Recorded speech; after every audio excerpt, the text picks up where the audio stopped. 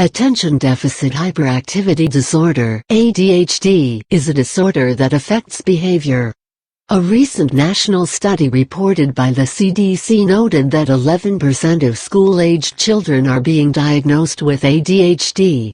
Three main symptoms define ADHD, including inattention, hyperactivity, and impulsivity.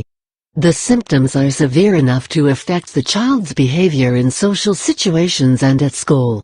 The criteria for ADHD diagnosis were established in the Diagnostic and Statistical Manual of Mental Health (DSM-IV), American Psychiatric Association, in 1994.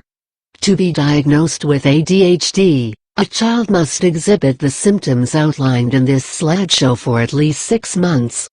A child who has inattention associated with ADHD may have trouble paying attention to the task at hand. Whether related to schoolwork or play, a child with inattention may become easily bored and have trouble focusing on an activity. Another symptom of ADHD inattention is the inability to complete tasks. Children with ADHD may not complete homework or chores.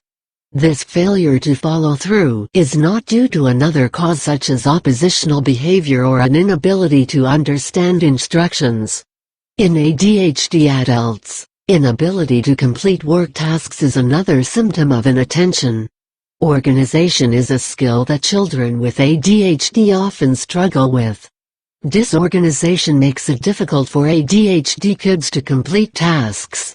A child with ADHD may find it difficult or impossible to participate in tasks requiring continuous mental exertion. Schoolwork and homework that require focused effort may be challenging. ADHD children may squirm in their seat and have trouble sitting still. Fidgeting is another way hyperactivity manifests in ADHD children. Sitting may be intolerable for ADHD children. They may get up out of their seat at school or at other times when there is an expectation to remain seated. ADHD children have trouble taking turns. They may find it difficult or unbearable to wait their turn while playing a game or doing other activities.